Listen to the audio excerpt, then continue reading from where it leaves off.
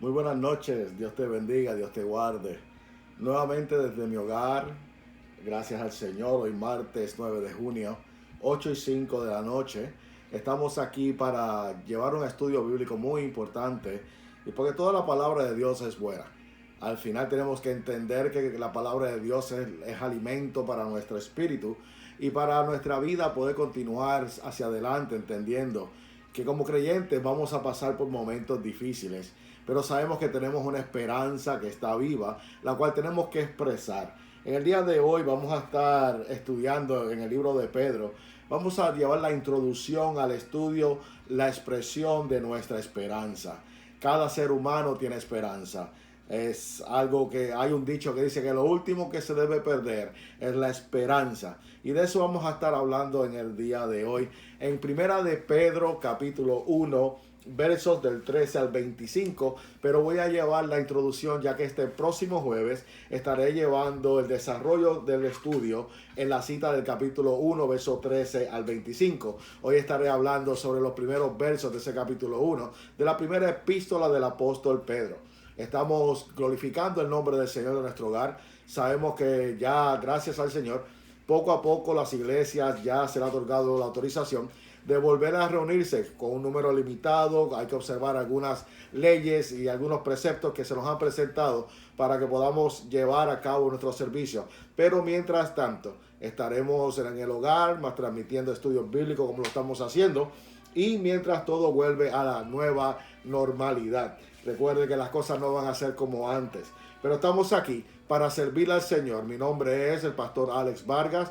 Pastoreo para la gloria de Dios la iglesia Jesús de Nazaret en la ciudad de Waterbury, y de la misma forma soy copastor en la iglesia Bautista Emanuel en la ciudad de Hartford, donde pastorea el pastor Greg Torres, donde este próximo jueves estaré llevando la segunda parte de este estudio. La idea central de este estudio en el día de hoy es que nuestra esperanza en Cristo cambia todas las cosas como pensamos, como vivimos en este mundo. Y esa es la esperanza que el Señor nos da. ¿Quién escribió este libro de la epístola de Pedro? Pues hay un pensamiento dividido. Algunos dicen que fue el mismo apóstol Pedro y otros dicen que fue Juan Marcos, su hijo. Y cuando hablo de su hijo, estoy hablando de alguien que él apreciaba como su hijo, ya que este Juan Marcos es mencionado en las escrituras con el apóstol Pablo, en la cual usted conoce la historia, que en un segundo viaje Pablo no quiso caminar con él. Y vemos cómo Dios capacita al que él llama y lo instruye. Pero quien lo haya escrito, sabemos que la inspiración proviene del Espíritu Santo. Queremos orar en esta gloriosa noche. Padre, te damos gracias por la oportunidad que tú nos das de poder estar aquí reunidos en tu nombre, Padre, para aprender un poco de tu palabra. Te pido, Padre, Señor, que tú hables, Señor, a través de este estudio y que prepare nuestros corazones para recibir la palabra que nos da fuerzas para continuar y para poder seguir hacia adelante. Gracias, Padre, porque tú eres bueno y para siempre es tu misericordia. En el nombre poderoso de Jesús. Amén, amén y amén. Y como le dije, hoy estaremos hablando sobre la expresión de nuestra esperanza basada en la primera epístola del apóstol Pedro. En el capítulo 1, ¿quién escribió este libro? Pues el autor de la epístola nuevamente es el apóstol Pedro. Pedro en el libro, en esta epístola dice: Pedro, apóstol de Jesucristo, y va dirigida a los expatriados de la dispersación, en la cual, mi amor, la música está un poquito de alta, perdón. El autor de la epístola, en el capítulo 1, verso 1, se presenta como Jesucristo a los expatriados de la dispersión a Ponto, Galacia, Capadocia, Asiria y Bitinia. Entonces Pedro originalmente se le conocía como Simón. Sabemos que en el comienzo del ministerio de Jesucristo terrenal, los primeros que fueron llamados fueron a Jacobo, Juan, Andrés su hermano, al igual que Pedro. Y estos comenzaron a caminar con Jesucristo desde el principio de su ministerio terrenal. Y sabemos que en el vínculo más cerrado o el más íntimo de Jesucristo, el apóstol Pedro siempre fue mencionado en el primer lugar, a pesar de que fue su hermano Andrés el que primeramente conoció a Jesucristo, y por medio del testimonio de Andrés, Pedro viene al conocimiento de la verdad, a conocer a Jesucristo, el Mesías nacido en Nazaret. Y en el día de hoy vamos a estar hablando de cómo Pedro está llevándole un mensaje a una iglesia a que están personas que han sido expatriadas. Básicamente, debido a la persecución, la iglesia tuvo que correr de Jerusalén. Se levantó persecución. Y en medio de la persecución, el pueblo tuvo que huir. Y se dispersaron por diferentes áreas que estaban controladas por el Imperio Romano. Y en estas áreas que fueron leídas en Ponto, en Galacia y en Capadocia, son áreas básicamente donde el poderío de Roma todavía tenía el control. Pedro consideraba a las personas que iban a recibir esta carta como elegidos de Dios.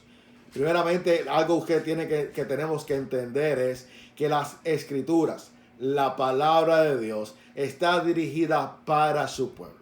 ¿Y por qué lo digo para su pueblo y no para todas las personas? Porque realmente para el mundo, dice la palabra, la misma escritura, que para el mundo, para aquel que no ha sido elegido por Dios, para aquel que no ha sido llamado por Dios, la palabra es locura.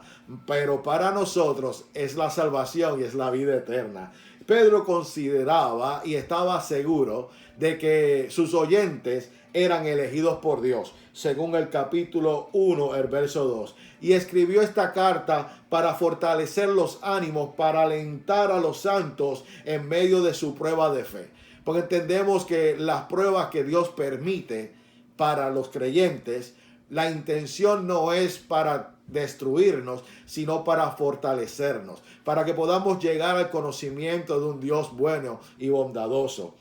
Nosotros tenemos que estar preparados en este día y en estos tiempos para la prueba que pueda venir. Y sabemos que los tiempos están cerca. Las escrituras nos muestran, nos relatan de algunos eventos que acontecerían antes del segundo retorno de Jesucristo. Y podemos ver a través de estas epidemias, a través de la hambruna, a través de los desastres naturales, a través de los rumores de guerras, a través de todos los conflictos que se están viendo y estamos siendo presentes. Si en el día de hoy podemos ver que lo que la escritura siempre ha detallado se cumple y se seguirá cumpliendo, porque la palabra de Dios verdaderamente siempre se ha de cumplir. Ahora, ¿en qué año fue escrito esta carta? Se piensa que fue para el año 64 después de Cristo, aproximadamente para los tiempos donde ya la persecución por el emperador romano Nerón había comenzado. Dicen los historiadores que hubo un gran incendio en la ciudad de Roma, en la cual Nerón se encargó de culpar a los creyentes, a los cristianos, a los que seguían el camino a Jesucristo de este incendio. Entonces esto fue lo que le dio alas para poder perseguir abiertamente a la iglesia del Señor, siendo acusados básicamente como criminales, como personas que incendiaron la capital en Roma, la cual no fue cierta. Muchos dicen que fue el mismo Nerón que lo hizo o envió a sus soldados a hacerlo, pero al final la culpa la pagó el pueblo del Señor. Nerón directamente odiaba a los cristianos. Pedro manifestó primeramente que como creyentes íbamos a padecer. Puede sentir, y en medio del padecimiento se puede sentir gozo. Parece algo que es ilógico, cómo una persona puede gozarse en medio de la aflicción. Cómo humanamente usted puede sentirse feliz en medio de la prueba. La realidad es que no se trata de un sentimiento. Esta felicidad, está basada en la esperanza que poseemos en Cristo Jesús, Señor nuestro. Dice la palabra, el mismo Jesús nos había advertido desde el principio en el Sermón del Monte, en el capítulo 5 del libro de Mateo. En el verso 10 al 12 dice de esta forma: bienaventurados los que padecen persecución por causa de la justicia, porque de ellos es el reino de los cielos. Escucha ese verso muy importante. Bienaventurados los que padecen persecución por causa de la justicia, porque de ellos es el reino de los cielos. Bienaventurados sois cuando por mi causa os vituperen y os persigan y digan toda clase de mal en contra de vosotros, mintiendo. Gozaos y alegraos, porque vuestro galardón es grande en los cielos, porque así persiguieron a los profetas que fueron antes que a nosotros. Entonces, el creyente tiene que tener algo bien claro en su mente, que cuando vienes a Cristo, por causa de su nombre, por causa de nosotros, depositar nuestra fe en Él, vendrán momentos difíciles. Y no es que esto estuvo oculto, porque el mismo Jesús se encargó de dejarnos saber que nosotros íbamos a ser bienaventurados, bendecidos básicamente, por padecer esta persecución por causa de la justicia. Y dice que la garantía es que de ellos es el reino de los cielos. Seremos aborrecidos. Y si veremos alrededor del mundo, tristemente al cristiano hoy se le ha puesto una etiqueta de que odiamos a las personas que piensan en relaciones del mismo sexo. Que odiamos a las personas que no piensan de la misma forma en que nosotros pensamos o interpretamos las escrituras. Se nos ha puesto una etiqueta de odio, cuando realmente no es que el cristiano odia. Y si hay un cristiano o una persona que se llame cristiano y tiene odio en su corazón, esa persona necesita arreglar cuentas con Dios y con esa persona a la cual sienta ese sentimiento. La realidad es que nosotros hemos sido llamados a amar a todo el mundo, pero no hemos sido llamados a tolerar lo que el mundo hace. Si lo que el mundo practica o si lo que el mundo aprueba va en contra de las enseñanzas escritas en la palabra de Dios, usted como creyente tiene el derecho de presentar su postura y decirle no a aquello a lo cual Dios le dice que no. Nosotros no somos más benevolentes que el mismo Dios. Y si el mismo Dios ve el pecado como causa del mal y de separación entre Él y su creación, de la misma forma nosotros como creyentes tenemos que llamar pecado a lo que es pecado. Y por eso nos hemos ganado el odio y los insultos de casi el mundo entero. Otras religiones no padecen esta persecución. Otras religiones son aceptadas, pero aquellos que siguen a Cristo, tristemente se le ha puesto esa etiqueta de que somos un grupo lleno de odio, que no podemos tolerar a estas personas con gustos diferentes. Y no se trata de eso. La palabra que Jesús nos está dejando saber es que seríamos aborrecidos por causa de su nombre, y así lo está viviendo la iglesia hasta el día de hoy. Juan capítulo 16, verso 33, dice que estas cosas nos había hablado el Señor para que en Él tengamos paz, que en el mundo tendríamos aflicción, pero que confiáramos porque Él venció al mundo. Y la palabra también, el apóstol Pablo, en 2 de Timoteo capítulo 3, verso 12, y también todos los que quieren vivir piadosamente en Cristo Jesús padecerán persecución. Entonces, ¿qué nos está diciendo las Escrituras? Que nosotros vamos a padecer persecución por poner nuestra fe y nuestra confianza en el Señor. Eso está escrito. Eso no se puede obviar. Es una realidad. Hay veces que el Evangelio es mal interpretado. De ninguna forma usted puede entender o llegar a interpretar que venir a Cristo todo le va a salir bien. Que venir a Cristo significa que usted no va a pasar por momentos difíciles. El mundo entero pasa por momentos difíciles, por desgracias, por injusticias, por situaciones que son horrendas. Tanto el creyente como el no creyente pasa verdaderamente por momentos y por tragos amargos. La única diferencia entre el uno y el otro es que la palabra nos enseña que el que sufre con Cristo tiene consuelo por parte de Él y al final recibirá una recompensa por parte del Señor. Alabado sea el nombre del Señor. Ahora, la pregunta que quiero comenzar es, ¿qué significa esperanza? Si usted pudiera escribirme en las redes sociales a través del Facebook donde estamos en este momento, para usted, ¿qué significa esperanza? ¿Qué es esperanza? A diferencia de lo que nosotros quizás podamos entender como esperanza, nosotros tenemos un dicho donde realmente se ha dicho que la esperanza es lo último que se debe perder. La palabra viene de esperar, del latín esperare. La esperanza es básicamente un estado de fe y de ánimo. Está relacionada con la fe. No son iguales, pero tienen un paralelismo que casi se pueden definir de la misma forma, porque fe es la certeza de lo que no se ve. Entonces, esperanza más o menos sería lo mismo. La esperanza es un estado de fe y un estado de ánimo. El único problema con esta definición es que está basada en un sentimiento y no en una seguridad. Hablando de la esperanza que el mundo conoce. Existe esperanza en el mundo entero, todo el mundo tiene esperanza.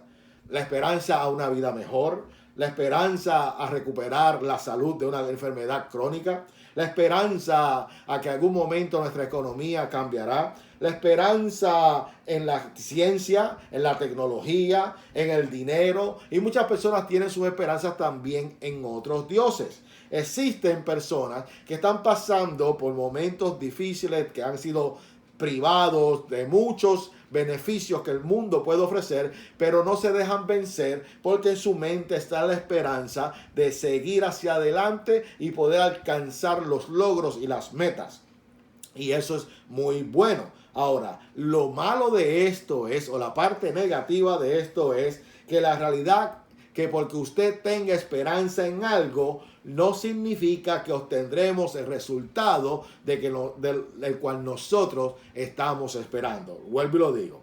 Lo negativo de esto es que una persona puede tener la esperanza de que su matrimonio se va a arreglar. Pero la realidad es que puede que sí se arregle, como de la misma forma que llegue a su culminación. Hay personas que tienen esperanza en que sus hijos van a cambiar para convertirse en hombres de bien y mujeres de bien. Pero la realidad es que eso sí puede acontecer, pero de la misma forma puede que nunca llegue a concluirse de esa forma. Por lo tanto, las personas tienen esperanza y es bueno mantener la esperanza, el deseo de pretender, de seguir hacia adelante. No podemos dejarnos frenar por las cosas que el mundo pueda llevar en contra, pero sí tenemos que tener algo bien claro, que la esperanza del mundo no tiene garantías. Si tu esperanza está en tu dinero, ¿qué pasaría si mañana lo perdieras todo? Si tu esperanza está en tus hijos, ¿qué pasaría si tus hijos mañana te abandonan? Si tu esperanza está en tu compañero o tu compañera, y ya usted conoce, ¿qué pasaría si mañana, por alguna razón, no tiene que ser ni siquiera infidelidad, sino que llegara la muerte y se llevara a tus seres queridos? Y si tu esperanza estaba en estas cosas, ¿qué va a ser de ti después que este acontecimiento suceda? Puede llegar un momento en nuestra vida que la esperanza llegue a su fin. Y lo que pasa es que la esperanza está relacionada con el esperar. Y usted y yo sabemos muy bien que como seres humanos, eso de la espera se nos hace un poco difícil. No es imposible, porque hay personas que han tenido esperanza y han visto sus sueños llegar a la conclusión. Pero hay otros que tristemente se cansan de esperar y al final su esperanza muere, desisten y ya no lo están esperando más. Job, en el capítulo 8, en el verso 13 y 14, hermano y hermana que me está escuchando, dice de esta forma. Le doy un segundo lo que busca en las escrituras. El libro de Job, capítulo 8, versos 13 y 14. Dice, tales son los caminos de todos los que se olvidan de Dios, y la esperanza del impío perecerá, porque su esperanza será cortada, su confianza es una tela de araña. Entonces, la definición de esperanza, basada en su etimología de la palabra que proviene del latín de esperare, un estado de ánimo, un estado de fe, está basada más en un sentimiento, en un deseo, en un anhelo, en algo que se ha de cumplir. Pero recuerde que, como acabamos de describir, llegan circunstancias a nuestra vida en la cual quizás no veamos eso que estamos esperando. Y sobre todo, si la persona no tiene su confianza puesta en Dios, Job nos enseña que los que se olvidan de Dios, su esperanza va a perecer, va a llegar a un fin y es tan estable como una tela de araña. ¿qué puede uno depositar en una tela de araña? La palabra, ahora, cuando miramos la definición de esperanza en el hebreo, esta sí me gusta. La pronunciación no quizás sea la más correcta, pero la palabra hebreo es tikva. T-I-K, V de Víctor y A. Tikva, esperanza. Por lo general, pensamos en la esperanza como un sentimiento, como acabamos de describirlo, perdón. Pero tikva significa algo más que eso, más que un deseo y más que un anhelo. La esperanza en hebreo implica la expectativa de obtener lo que desea. La expectativa de obtener lo que desea. Mira qué más significa la palabra tikva. Significa también, viene de la palabra que se refiere o hace referencia a un cordón o a una cuerda. Y viene de la raíz hebrea kavah, que significa unir, recolectar. Es decir, mira la definición, esperar algo unido con una cuerda. ¿Ves la diferencia entre una definición y la otra? La primera definición de esperanza está basado en un deseo, en un anhelo, en algo que está en la mente, la cual puede llegar o no puede llegar porque no está arraigada en nada seguro. Se puede cumplir como no se puede cumplir lo que anhelamos. Ahora, la esperanza vista a través del judío tiene una connotación completamente diferente. Habla de algo que está unido a una cuerda. Por lo tanto, es algo concreto, algo seguro. No es una ilusión, no es un pensamiento, no es un deseo. Es algo seguro. Algo que ellos saben que van a obtener, están convencidos. La idea de un objeto concreto está en una cuerda. La cuerda no es algo invisible. Entonces, la forma que ellos interpretan la palabra esperanza está llevada en agarrar algo con nuestras manos. Hace una diferencia tan grande, una definición de un punto de vista y del otro, en la cual una de ellas nos da una seguridad. La otra, aunque usted tenga la certeza de que puede llegar a acontecer, realmente podemos entender que sí puede como no puede. Pero el judío lo ve de una forma segura, de algo que va a acontecer, porque está amarrado a una cuerda, a algo que es concreto, algo que es visible, algo que si hay una persona que al final de la cuerda tiene amarrado algo, cuando lo jala, va a traer hacia él lo que está amarrado a esa cuerda. Y eso es lo que el hebreo o el judío interpreta por la palabra esperanza. La esperanza es algo real para ellos, algo que podemos palpar, algo que podemos agarrar. La esperanza para ellos no es algo que está fuera de su alcance. La esperanza para ellos es una realidad, según la interpretación de la palabra tikva. La esperanza, con ser paciente y esperar, en la mayoría de nosotros puede ser difícil, pero la palabra nos enseña. Recuerde que leí lo que Job dice, que la esperanza del hombre que no tiene a Dios en su corazón va a tener su final y es tan fuerte como una tela de araña. Usted sabe muy bien lo fuerte que es una tela de araña. Ahora, para el judío, su esperanza está en Dios. Que aunque no lo han visto, a través de la historia nuestro Dios se ha hecho sentir. Y ha hablado, y ha dado grandes señales, y ha hecho grandes promesas. Y esas promesas están basadas en su palabra y en su poder. Por eso es que el salmista decía, ay Señor, ¿qué esperaré? Mi esperanza está en ti. Perdón, dice el Salmo 39:7, y ahora Señor, ¿qué esperaré? Mi esperanza está en ti. Por eso es que el salmista decía en el Salmo 62, alma mía, en Dios solamente reposa mi alma, porque de Él es mi esperanza. Y el salmista estaba seguro que podía descansar en medio de la aflicción, en medio del dolor. Su alma podía estar completamente tranquila en la seguridad que le brindaba Dios a su vida. La esperanza de que Dios nunca lo iba a abandonar, de que Dios nunca le iba a dar la espalda y que Dios siempre estaría con él. Por eso es que el Salmo 91 de la misma forma habla, diré yo a Jehová, esperanza mía y castillo mío, mi Dios en quien confiaré. No es que él no está preguntando en quién voy a confiar. Él está dando una contestación concreta: mi Dios en el cual yo confío. Por eso es que el salmista decía: diré yo a Jehová, tú eres mi esperanza, tú eres algo concreto, tú eres algo que yo sé que es seguro. Alabado sea el nombre de nuestro Señor Jesucristo.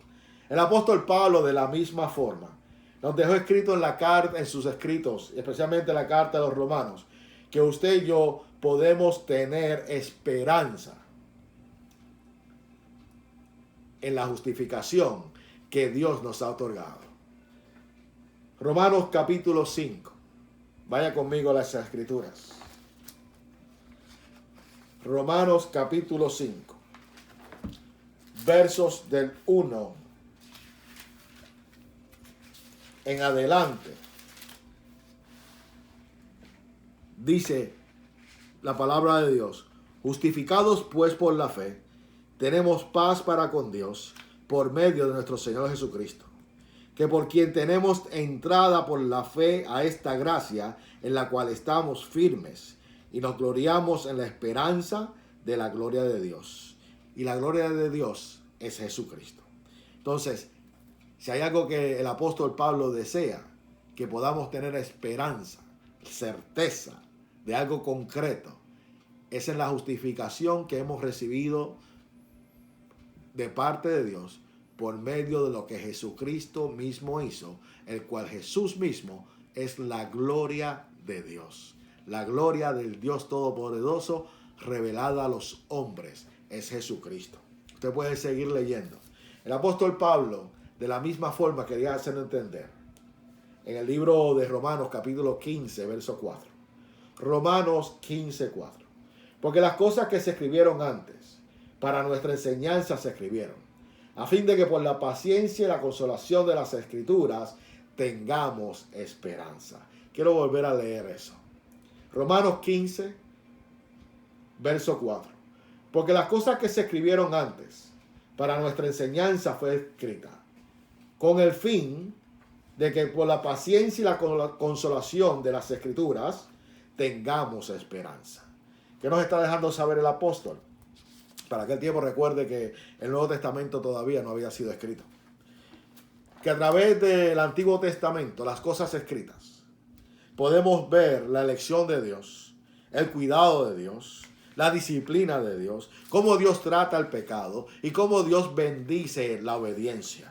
Y que a pesar de que su pueblo pasaron por momentos difíciles y pasaron por la muerte, pasaron por lugares horribles, por el valle de sombra de muerte, verdaderamente pasaron por destierros, fueron exiliados en diferentes épocas, pasaron por momentos verdaderamente que se podría haber dicho: ¿cómo es posible que todavía este pueblo exista? Y es porque la esperanza es que Dios le había prometido a Abraham una descendencia que iba a ser innumerable.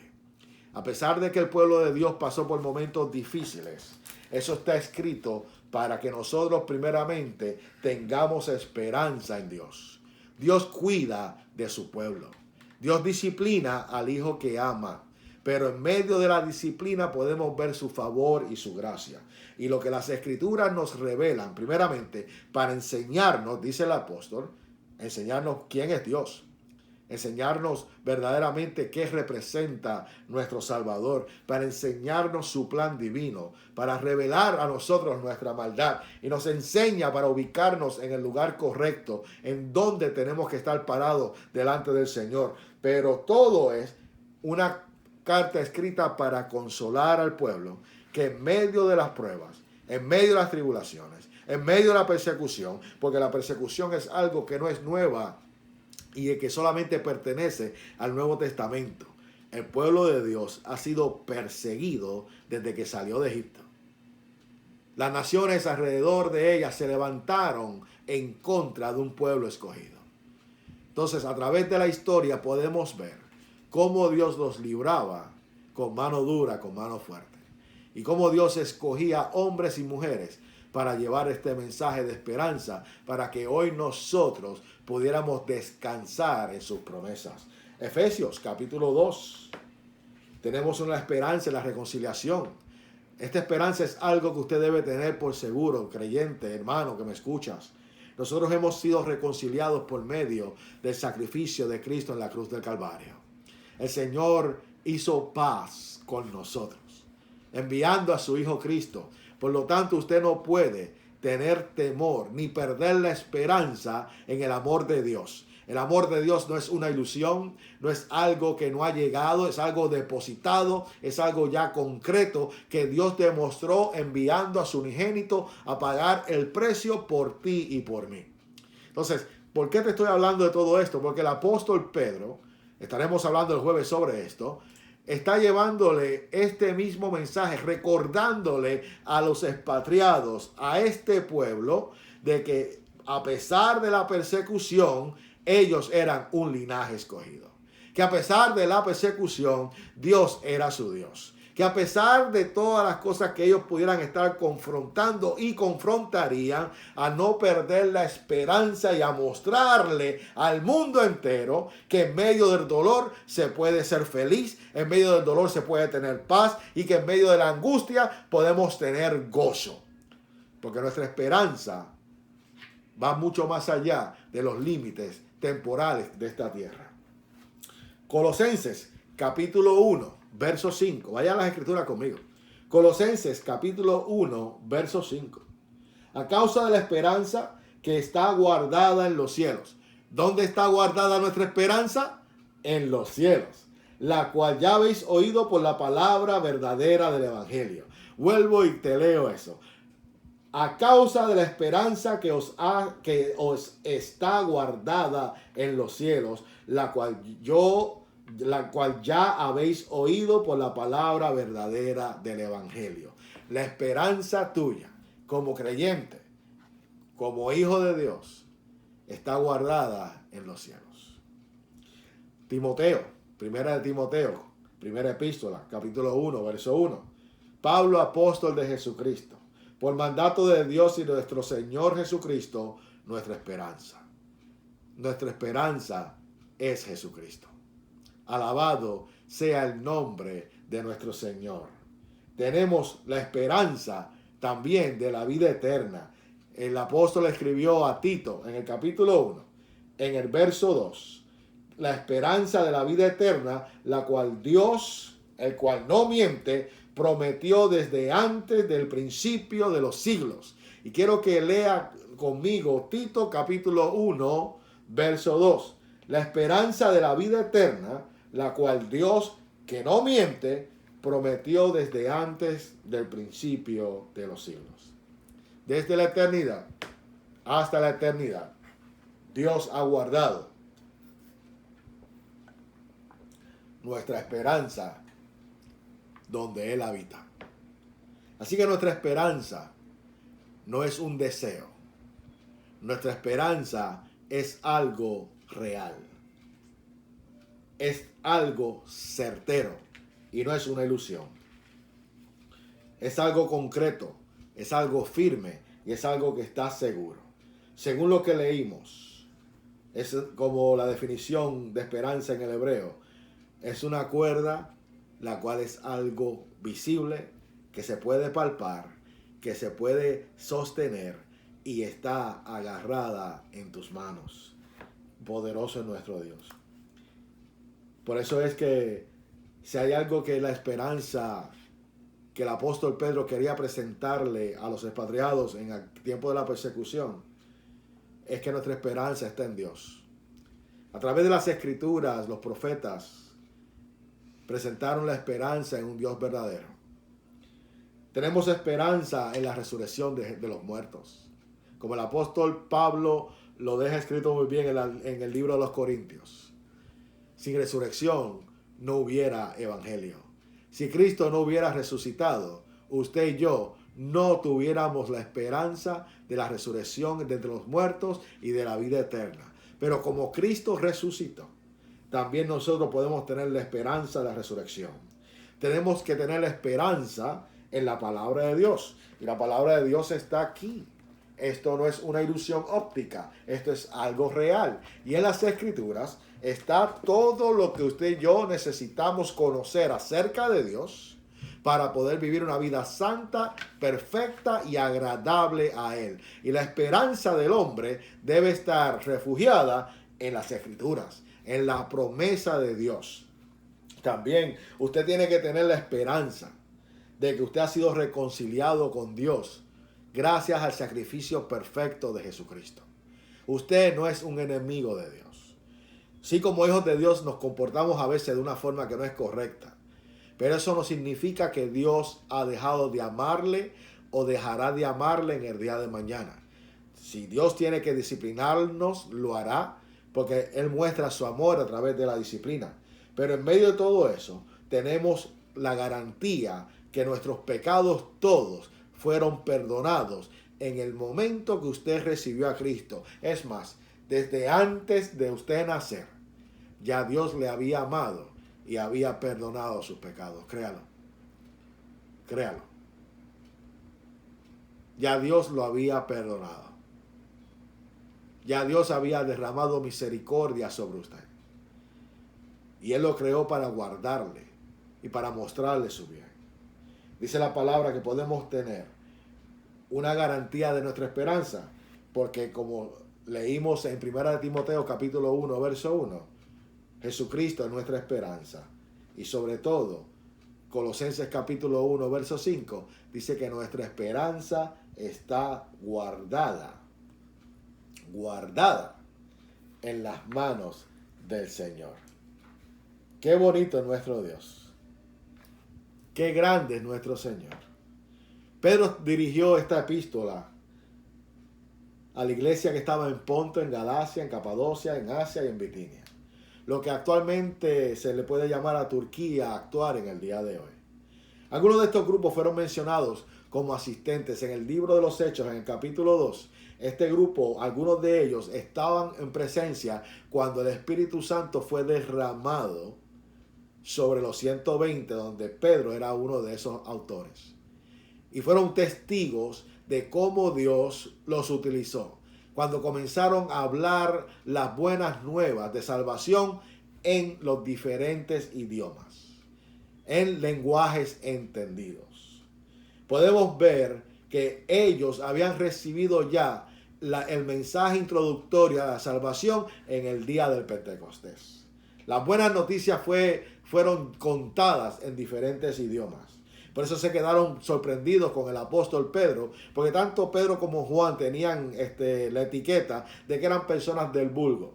Y esto no significa que no tenían educación alguna, sino que no eran grandes teólogos, no eran hombres de letra, no eran hombres de universidad, si podemos decirlo de esta forma, sino con una educación normal, una educación la cual usted puede llevar hasta un cuarto año de escuela superior y no llegar a la universidad. Una educación lo suficientemente buena para poder seguir hacia adelante, pero no la suficiente buena para colocarlo en una posición más alta.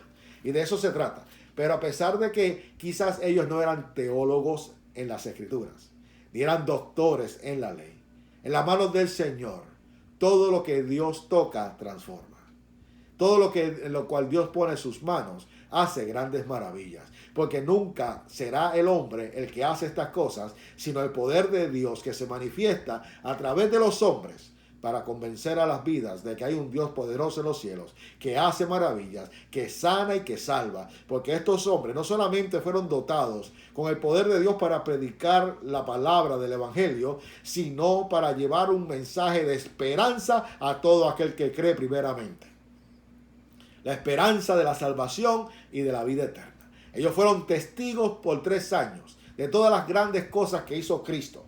Y este hombre, este apóstol, estaba convencido de que él estaba hablando a una iglesia que a pesar que estaba mezclada entre paganos y no paganos, entre judíos y gentiles, esta iglesia eran iglesias del Señor que habían sido elegidas por el mismo Dios mediante la santificación recibida por el Espíritu.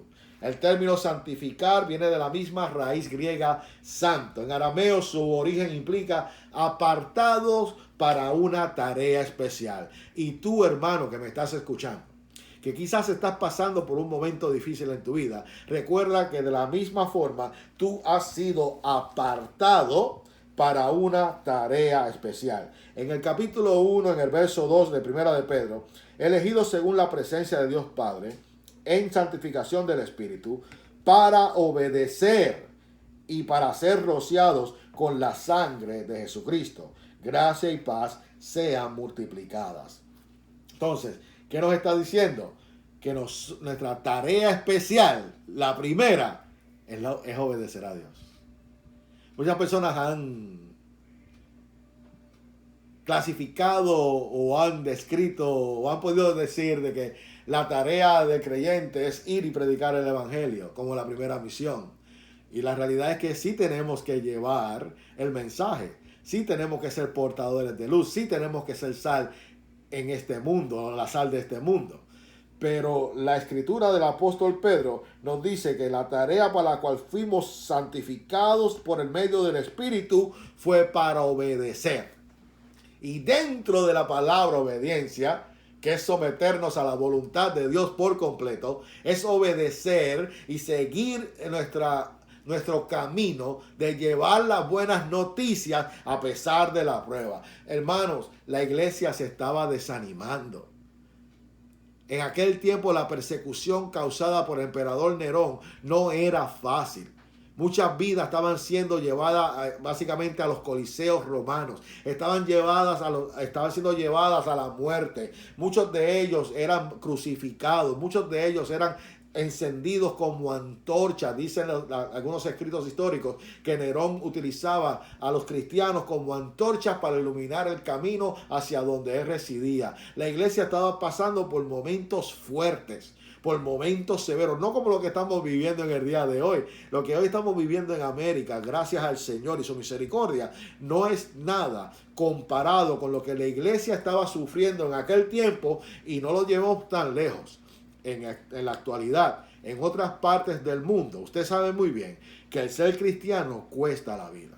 Hay personas que en este momento están siendo asesinados y pasando por persecución horrible por causa del nombre de Cristo. Y podemos ver, según los escritos que hemos podido recibir, que en lugares como estos el evangelio sigue creciendo.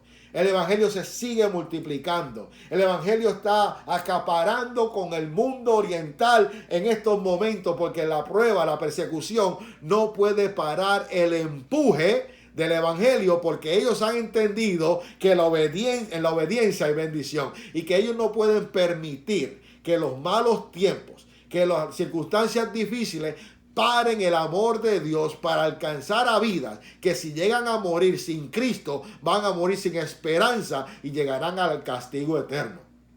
Estos hombres han sido llenos del Espíritu, y cuando digo hombre hablo de la creación, tanto hombre como mujer de Dios. No me malinterprete, no es que solamente estoy dirigiendo esto al hombre, sino a la creación. Estas personas han entendido que el poder de Dios los hace fuertes para poder resistir la prueba, para no desmayar en el momento de la angustia. Pero en estos tiempos del apóstol Pedro, la iglesia se estaba desanimando, porque no era fácil lo que ellos estaban experimentando, como no es fácil lo que ellos están experimentando en el día de hoy. Ahora, la tarea especial que la iglesia tiene es obedecer. Hermano, usted puede predicar, usted puede enseñar, usted puede ir a la iglesia, usted puede diezmar, usted puede ir a todos los cultos de la semana. Pero si en nuestra vida no hay obediencia al Señor, de nada nos vale. De nada nos va a valer. Usted puede hacer todas estas cosas, practicar religiosamente lo que los cultos exigen. Pero si en nuestra vida no hay una obediencia a Dios, al final, cuando lleguemos frente a su presencia, seremos reprobados por el mismo Dios. Por eso es que tenemos que tener la certeza de que nosotros hemos sido elegidos por Dios para obedecer. Dice que fuimos elegidos según la presencia de Dios Padre en santificación del Espíritu para obedecer. Capítulo 1, verso 2. Y de la misma forma, dice el mismo Jesucristo en el libro de Lucas, capítulo 6, verso 46. ¿Por qué me llamáis Señor, Señor, Señor, si no hacéis lo que os digo? Jesús hablándole a la iglesia. ¿Por qué me llamáis Señor, Señor, si no hacen lo que yo les estoy diciendo? ¿Y qué es lo que nosotros tenemos que entender a través de esta pandemia que estamos viviendo en el día de hoy? ¿Acaso Dios quizás nos estará diciendo lo mismo? Decimos Señor, Señor, pero estamos obedeciendo a lo que Él quiere que hagamos. Recuerde que nosotros somos hechura suya para hacer las obras por las cuales Dios preparó desde antemano para que anduviésemos en ella. Eso está en el libro de Efesios, en la carta de Efesios, en el capítulo 2, en el verso 10. ¿Qué significa ser rociados con la sangre de Cristo? No puedo entrar en todos los detalles, pero si usted va al libro de Levíticos, en el capítulo 14 precisamente, se va a dar con la referencia al acto de limpieza, de purificación, de perdón, de ser puestos en una nueva posición. La sangre sería por remisión. La palabra remisión significa perdón y expiación, que significa pago por sus pecados. En la orden de los sacrificios establecida en el Antiguo Testamento, el sacrificio del animal, la sangre de un cordero, del sustituto, hacía posible que los pecados fueran perdonados y que el pago fuera hecho, en que la vida no moría porque un sustituto tomaría su lugar. Ahora, el sacrificio de Cristo hizo que los ritos y que los sacrificios concluyeran por completo, porque con una sola ofrenda, dice las Escrituras, que nos hizo perfectos para Dios una sola vez. Una sola vez. En relación con Dios. La palabra que también el apóstol nos quiere mostrar es que tenemos una esperanza viva en el verso 3 del capítulo 1 de Pedro. Una esperanza que está viva, una herencia que los cristianos vamos a tener. ¿Y cuál es esa herencia? La vida eterna con Jesucristo. Es incorruptible, incontaminada e inmarcesible, reservada en los cielos para nosotros, dice la palabra. Para poder poseerla, primeramente tenemos que ser rociados con la sangre, elegidos por Dios.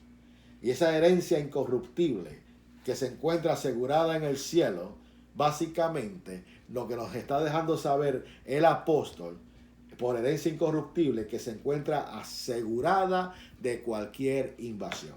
Geográficamente, Palestina fue un lugar que estaba localizado en un punto donde todos los imperios que se formaron pasaron a través de ella, la conquistaron y saquearon todo el patrimonio del pueblo de Israel, debido a su desobediencia. Pero al pasar esto, las herencias que habían sido acumuladas para sus hijos, pues se perdían, basada en la invasión del enemigo.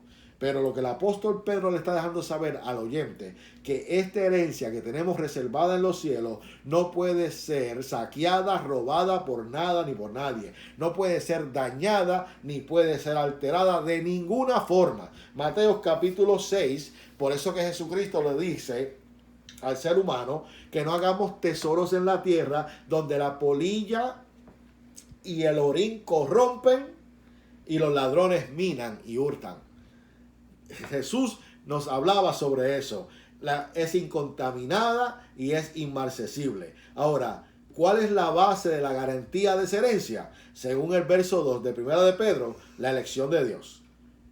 Que hemos sido santificados por medio del Espíritu, en el verso 2. La obra redentora de Jesucristo. La abundante misericordia de Dios hace la base para esa herencia. Más dice que está guardada en los cielos y que el poder de Dios nos guarda. ¿Y qué mejor que eso? ¿Qué significa ser guardado?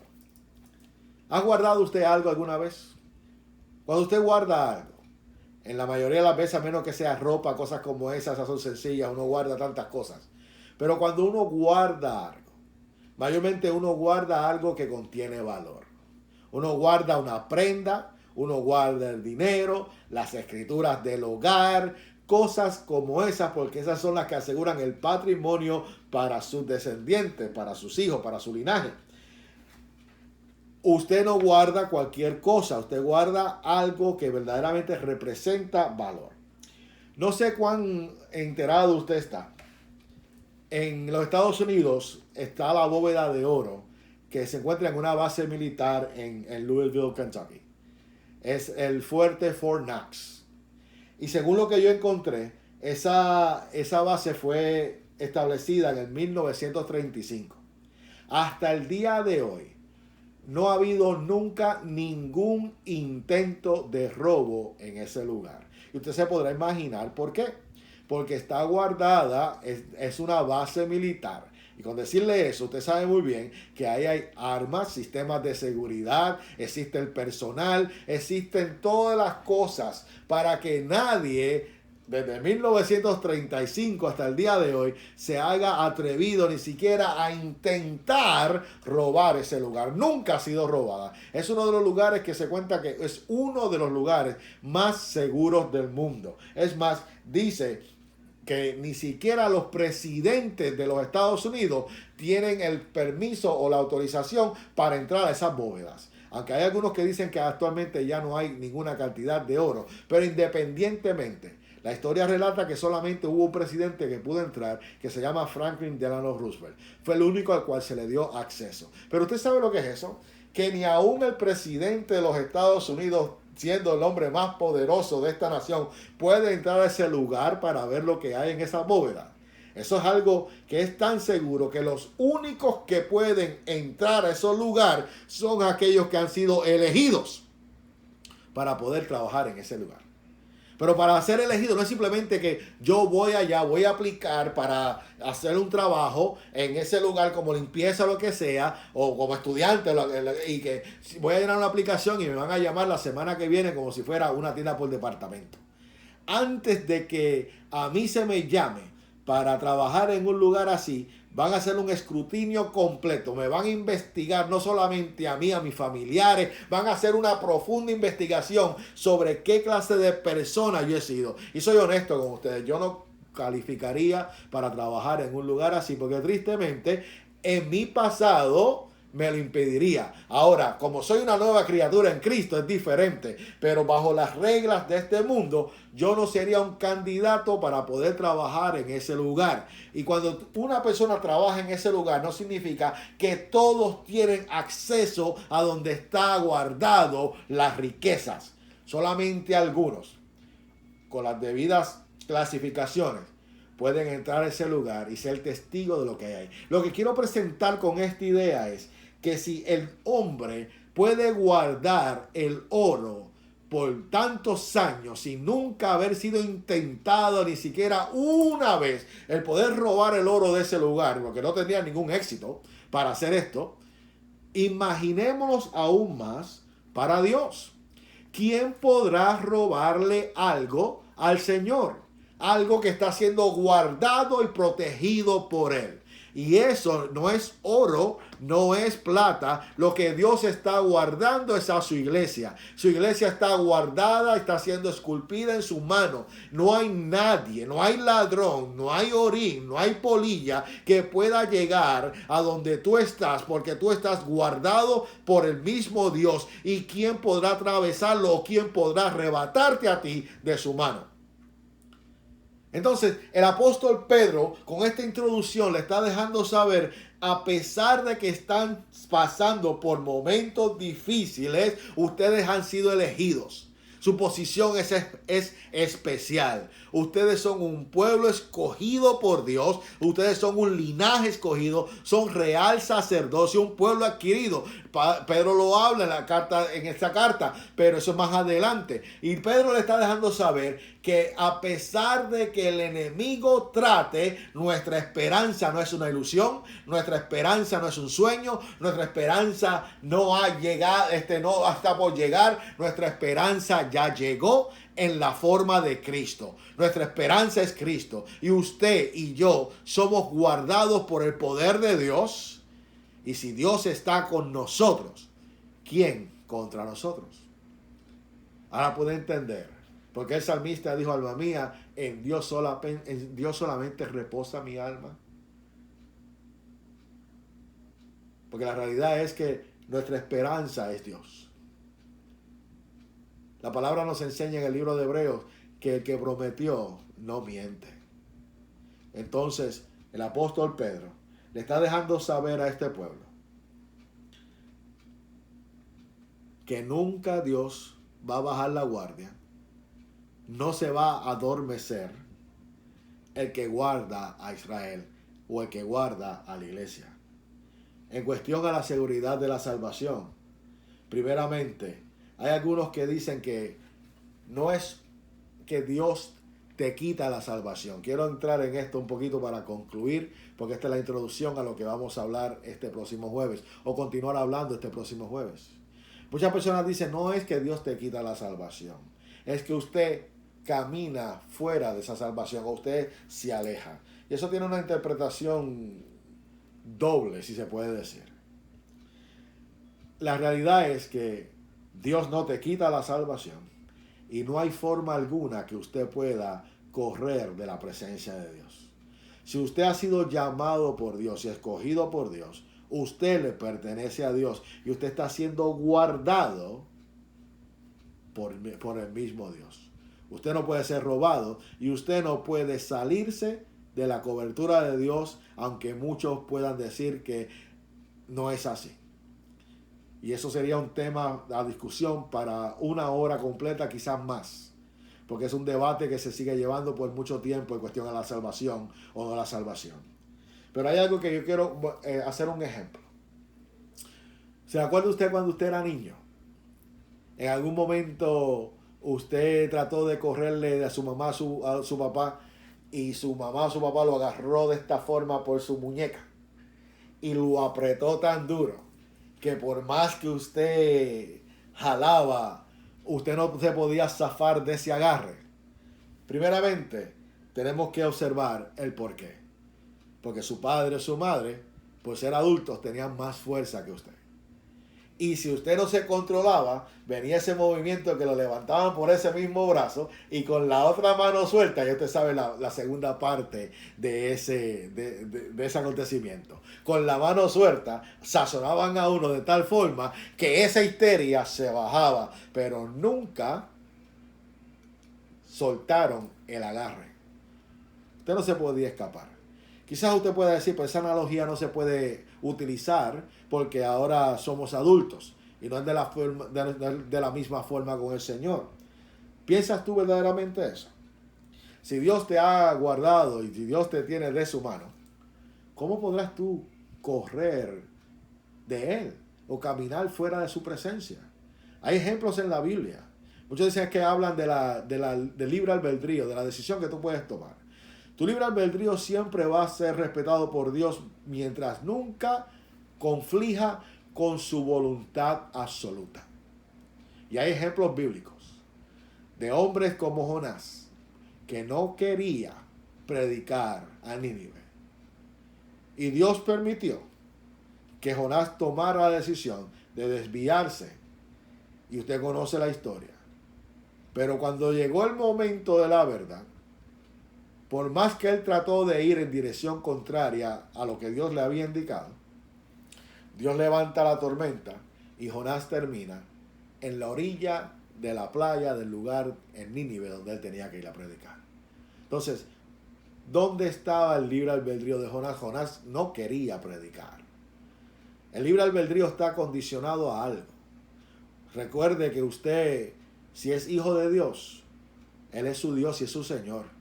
Y como su Señor tiene autoridad sobre usted. Somos esclavos, dice la palabra a través del apóstol Pablo. Somos siervos. Hemos sido comprados a un precio. Y como el Señor te compró, Él te guarda porque Él lo que compró, lo está guardando como lo que usted compra que guarda. Y de ninguna forma Él va a permitir que venga el ladrón a robar lo que le pertenece a Él. Y que menos y que sobre todo usted voluntariamente se vaya. Las personas que se han ido de la presencia del Señor es porque nunca estuvieron bajo esa cobertura. Estuvieron ahí, manifestaron ahí, pero al final nunca fueron hijos o hijas del Señor. Pero nuevamente yo sé que esto se puede levantar para muchos debates.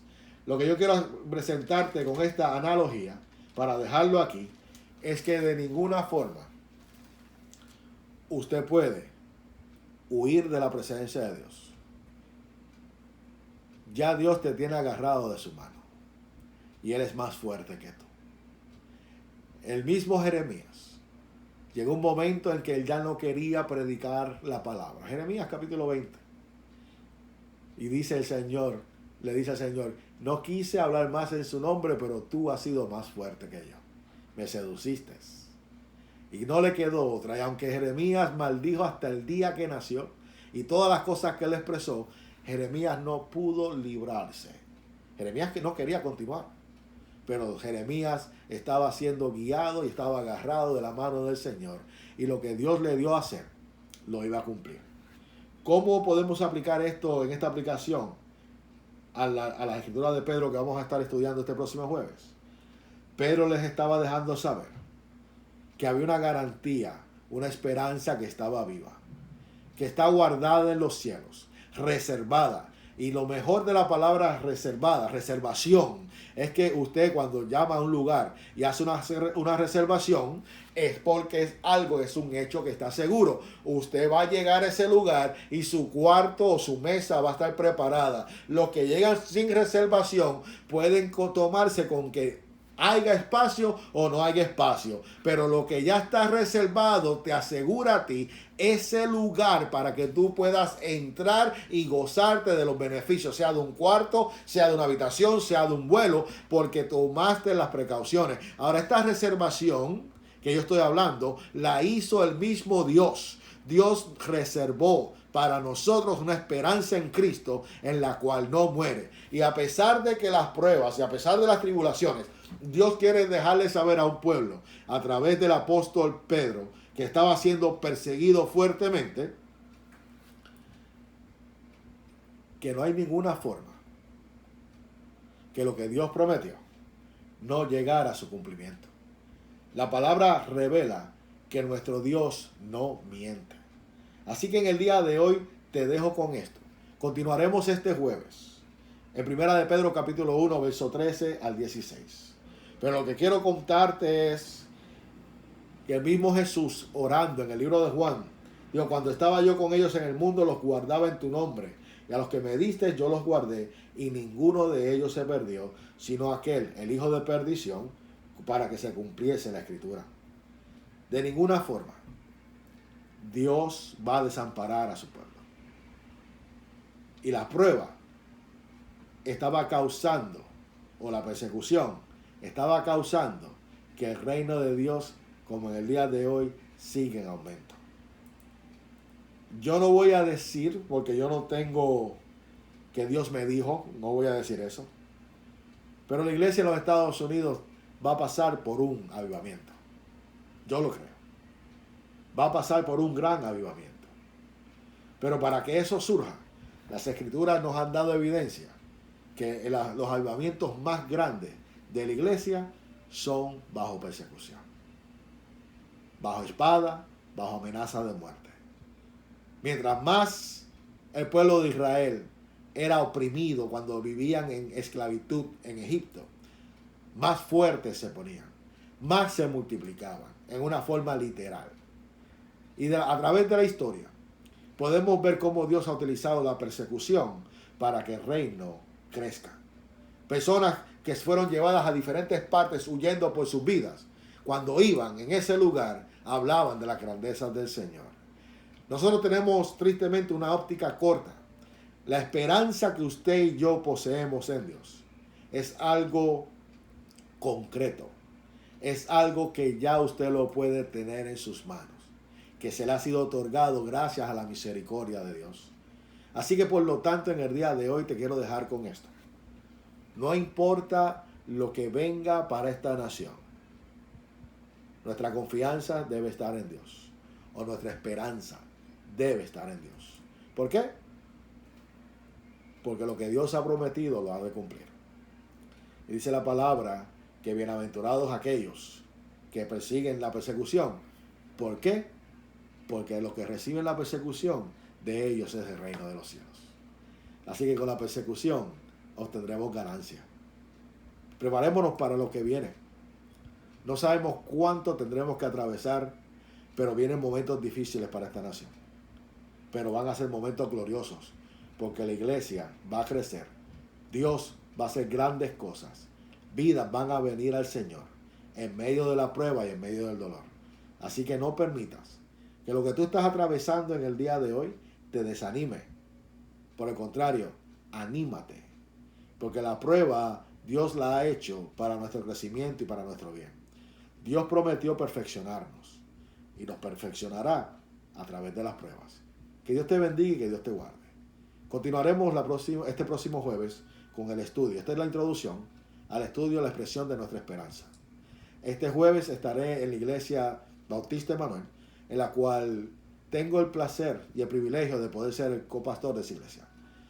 Quizás usted no lo pueda entender, quizás sea un poco confuso. Soy pastor en la iglesia en Waterbury. La iglesia de Waterbury es una misión que la iglesia Bautista Emanuel comenzó desde el 2014. Por la gracia y la misericordia de Dios, tuvimos enviados en la ciudad de Waterbury. Esta iglesia nació y Dios me puso en ese lugar para poder ministrar la palabra del Señor. Pero, por la gracia y la misericordia de Dios, persevero también en una iglesia donde me siento a recibir la palabra. Porque es bueno que los pastores también se sienten a escuchar la palabra de Dios y que sean instruidos. Si Dios me ha dado la bendición de poder contar con una iglesia en la cual estoy siendo capacitado todos los días, en la cual el pastor Greg Torres ha sido y seguirá siendo mi mentor, y tengo también buenos, amados pastores, colaboradores del reino, que me apoyan y que nos apoyamos los unos a los otros, porque esto es una hermandad.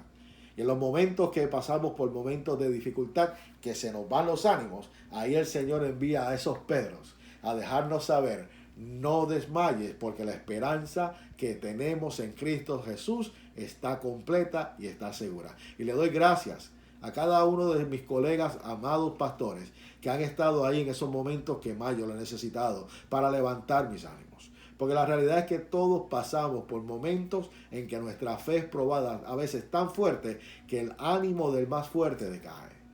Usted no puede decir que su fe nunca ha desmayado y que su fe siempre está en las alturas. La palabra nos enseña que aquel que piensa que está fuerte, cuídese para que no caiga. Así que no tenemos una vacuna en contra de tropiezos, no tenemos una vacuna en contra de caer en depresión. Y mire lo triste como estamos viendo en estos tiempos, como hombres y mujeres de Dios están optando por quitarse la vida porque están pasando por momentos difíciles. Oremos por la iglesia. Pero es importante que cuando usted se sienta abatido, cuando usted esté pasando por alguna prueba, usted pueda contar con alguien que le traiga una esperanza que está basada en las Escrituras. Y eso es lo que el apóstol Pedro le estaba enviando a la iglesia. Palabras de esperanza. Acuérdense que Pedro también iba a sufrir el martirio. Pedro murió en manos del emperador Nerón. Y la historia nos enseña que fue crucificado, y algunos dicen que él no quiso ser crucificado en la misma forma de Jesucristo, sino que fue al revés. Pero tanto él como los demás apóstoles vivieron en carne propia la persecución. El apóstol Pablo enseñó a mantener el gozo en medio de la prueba. Los apóstoles del Señor experimentaron lo que es sufrir por causa del evangelio. Y qué mejor que de alguien que ya sufrió. Como dice la Escritura, todo lo que está escrito es para nuestra enseñanza. Y los apóstoles pasaron por momentos difíciles. Y Dios se encargó de detallar esos momentos difíciles para que nosotros hoy tuviéramos una esperanza en la cual está depositada en las manos del Señor y está siendo guardada en los cielos. Dios te bendiga y Dios te guarde. Permite que Dios te siga revelando su propósito en medio de tu prueba. Y le damos gracias a Dios que hasta el día de hoy, por lo menos en esta nación, no nos ha faltado comida, no nos ha faltado alojo, no nos ha faltado nada. Aún Dios nos ha dado salud. Pero hay otros lugares que tenemos que tener compasión y orar por los hombres y mujeres que son misioneros, que están llevando la palabra del Señor. En otros lugares donde tener este libro en sus manos les costará la vida. Así que damos gloria y honra. Padre, Señor, en esta gloriosa noche. Te pido, Padre, Señor, que tú te glorifiques y que a través de esta enseñanza podamos ver, primeramente, que no hay nada que pueda robarnos la esperanza que poseemos en Dios. Sabemos, Padre, que tú eres nuestra esperanza, nuestro refugio, nuestra torre fuerte. Y que en ti, Padre mío, Señor, nuestras almas pueden descansar. Gracias porque tu palabra es vida. Y en ella nos enseña la esperanza de la salvación y de la vida eterna que poseemos en ti. Padre, gracias, porque tú has colocado, Señor, grandes tesoros que están siendo reservados, que han sido reservados para aquellos los cuales tú has llamado, Señor, y que responderán a la voz de Cristo cuando venga en su gloria, con voz de mando y con trompeta de Dios, y llamará a su pueblo, en donde los muertos en Cristo se levantarán primero, porque aunque duermen, todavía aguardan la esperanza de que ellos resucitarán en el primer lugar. Y aquellos que hayamos quedado, como dice las Escrituras, entonces seremos transformados y nos iremos y nos reuniremos con Él en las nubes. Gracias. Gracias porque esa es la esperanza que el hombre posee. Que a pesar de que puedan venir momentos difíciles, momentos de prueba, de enfermedad, sabemos que la esperanza del mundo muere y sus fuerzas son ninguna.